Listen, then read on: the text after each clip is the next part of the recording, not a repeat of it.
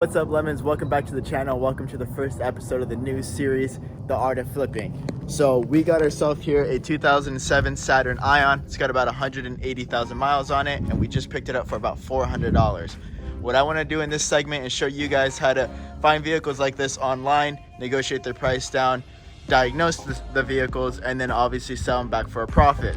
Now, we're going to jump right into this vehicle here. Pretty simple. I hope pretty simple. It's got some misfiring. It's got some what sounds like possibly the valves might have some issues. We got some backflow on the exhaust that's doesn't sound right. So we got our scanner. We're gonna jump right into this. Like I said, scan the code, see what's going on with it, and then keep diagnosing it from there until we get this thing fixed. So we ran the codes. P0304 I believe is what one of the codes, and it's stating that it's got a cylinder 4 misfire. The other code I'm running off the car as well states that the ignition coils are no good. So we're gonna go buy some ignition coils, and I'm gonna take it back right now and take a look at the valves too, because one thing that I did notice, I don't have a card with me, but I put the card to the exhaust pipe and you can hear it kind of sputtering. I think the valves might be bad on it because it's sucking air in as well as blowing it out, as opposed to just continuously flowing, and you can hear and see the exhaust pipe that's shaking like that. So like I said, I think there might be an exhaust, excuse me, might be a valve issue. So we're gonna take it back right now. We're gonna take a look at everything, see if we can replace the parts, and if we can get this thing running, then it's definitely gonna be a good flip for us. But yeah, let's go to get into it. You can see once we're at speed, I can literally gun it, and it has no problem, no misfires at all that I can feel, nothing going on with the car. But as soon as we come to a complete stop at idle, I'll show you guys here, the car starts to jerk forward slightly, and then it just keeps sputtering, and it just feels like it's kicking itself. I'll show you right now. So we're coming to a stop. There it goes. It keeps kicking. Alright, so we took out the coils. These look kind of brand new. The only difference, this is a Duralast. These, I have no clue. S-Delco, whatever. So mismatch, I don't know if that's the biggest issue or not, but we're gonna throw in these new ones. These are all 4 Duralast ones to see if this helps out. If not, we'll have to see what else we can do. Again, I might also, right now, I'm gonna put in the new coil packs first, see if that helps it. If it doesn't, I'm gonna take off the valve cover and see if the valves are good. If the valves are not good, then we're gonna try to readjust them, and hopefully that fixes some of the problems. But yeah, let's see what we can do first. Alright, so the new coils are in. I turned it on, still misfiring, so I'm gonna take them out real quick and take off the valve cover and see if the spacing between the valves and the things that press them are good. So let me get this valve cover off real quick, and I'll show you guys what that looks like. So here's the valve train. Everything seems to be fine here. Nothing really out of order. So I'm gonna have to keep looking to see what else is the problem. But you can see this is the timing chain right there, and then all the valves and camshafts that support the engine. So we're gonna close this thing back up and see if we can figure out what else is going on here.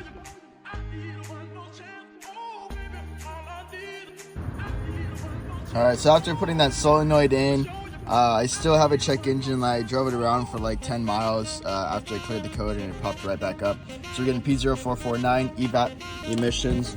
So I came over here underneath the tank because there's some plugs and stuff. And right there where that red plug is, I moved the wire around a little bit, and it detached. So we're gonna have to figure out what this sensor exactly is and buy a new one and plug it in and see if that fixes the problem.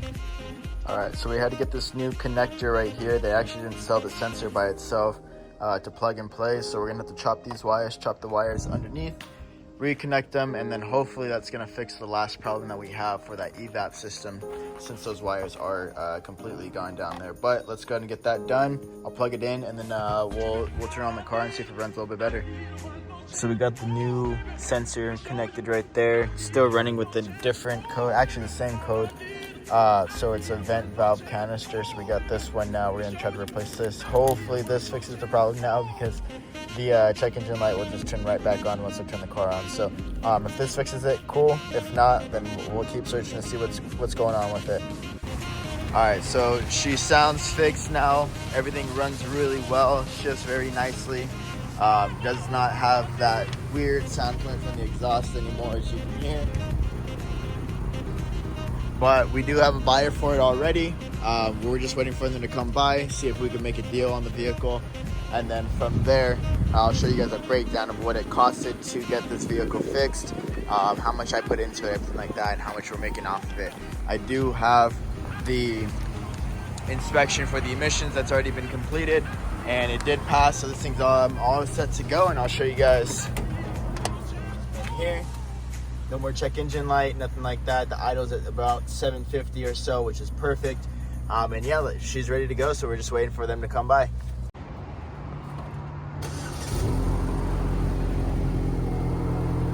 Just like that, she's sold, on her way to a new owner.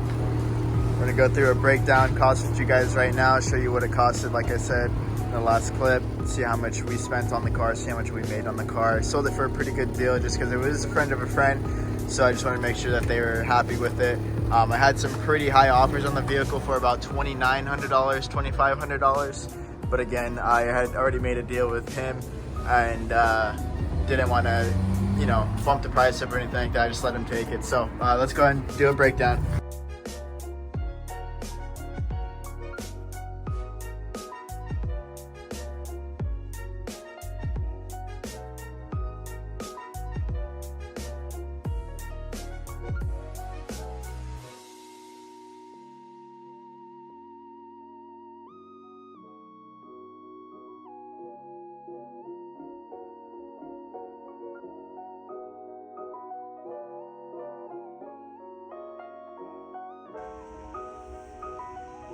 All right, Lemons, that's going to be it for this episode of The Art of Flipping. Thank you so much for watching. Let me know if you want to see more of this series by liking, subscribing, and dropping a comment down below. Remember, stay sweet, not sour.